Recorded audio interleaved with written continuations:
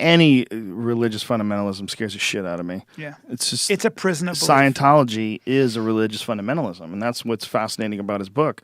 Religious fundamentalism has nothing to do with the truth. It has nothing to do with some ancient shit that God told people. Right. It has to do with another possibility of the human existence. Just like we were talking about a car, that a car has a bunch of shit it can do. It can hit the brakes, you could corner at 1G, you can accelerate to 60 in 5 seconds. It has all these things that it can do. Well, it can also fall into a cult. That's what a person can do. Mm-hmm. Like this, all the shit that a person can do. A person can make coffee, a person can use a computer, a person can have sex and make a baby. Oh, they can also fall into a cult. They can also, because we were in Utah filming my show last week, Duncan and I, and we showed up at the airport, and it was one of the strangest things I've ever seen in my life. They had these people that were returning from missions, mm-hmm.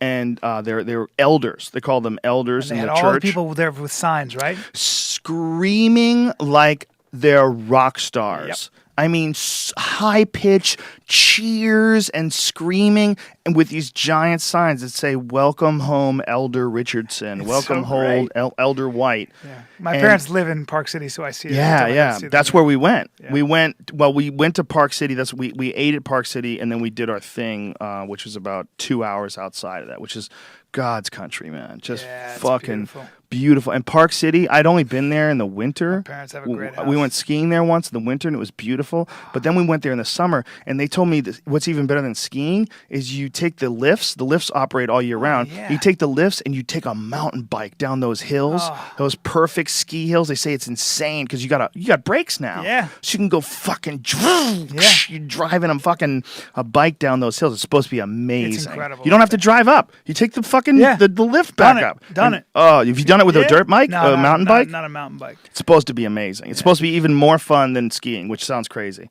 But the area there, it's so goddamn gorgeous, man. I've been hiking up there. It's so gorgeous. I leave my parents' house and just go hiking, and I do it alone. It's incredible. It almost doesn't bother me that all these fucking people are crazy religious. Well, in there. Park City, there aren't a lot of Mormons. No, they're not. It's Salt Lake, but you got to land in Salt Lake. Yeah, and that's where you see. Hey, but listen, they're nice people. I was going to say they're very nice people. Nice. They keep a very clean state. I got no problem with Mormons. I never got beat up by a Mormon. I have some friends that were Mormons. We were friends with them when they were Mormons, and they eventually bailed. It's really kind of interesting to watch them bail on being a Mormon, because they got to a certain point in their life where they're like, "What the fuck are we doing?" Which is really interesting to see when people hit like 40 and then they start doing that. Mm-hmm.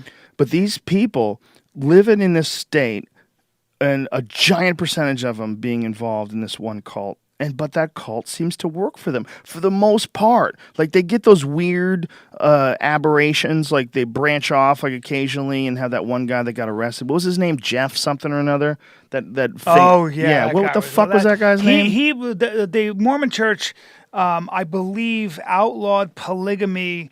Like in very, very, like in the 1800s. And then there was a sect that split off, a bunch of guys who were perverts who were like, bullshit, which I sympathize with. Jeffries, right? And yes. And he went to jail for a long time. Yeah, well, what's even more interesting is that one of those groups that branched off because didn't want to give up the polygamy was the guy who was running for president, Mitt Romney's family. Really? Mitt Romney is a super Mormon. In fact, his family lives in Mexico. His father couldn't run for president because his father was born in Mexico. Really? So Mitt Romney was born in America, but his dad was a part of the cult that moved to Mexico because they didn't want to give up the pussy. So they have these. It used to be. I might just vote for Mitt Romney next time. Back before there were cars. It didn't matter if you were in Mexico. It's like you're in Mexico, you're in the United States. In the 1800s, it was like they were like, well, if you want to be an American, you cannot have multiple wives.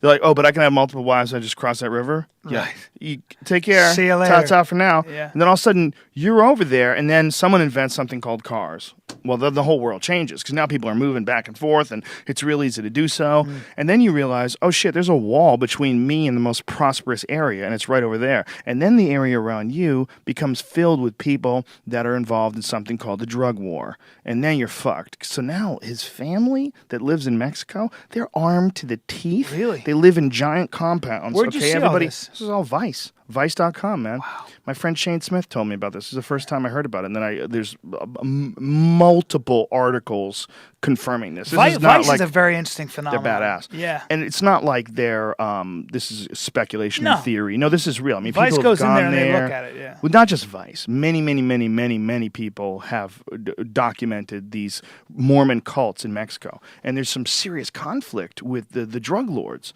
in Mexico. They kidnap them because kidnapping is a huge source of income in like Mexico City and a lot of places as far as like crime. Kidnapping people is a big deal to the point where they tell you don't drive around in a bulletproof nice car. I know. But bulletproof cars specifically because they target those. Because they figure you have money. Yes. Because, what's in there? Some money? What's in there? You hiding something? Is there a jewel of a person in there that I can sell? And so they were doing that it's a whole economy. with the families, like these cults.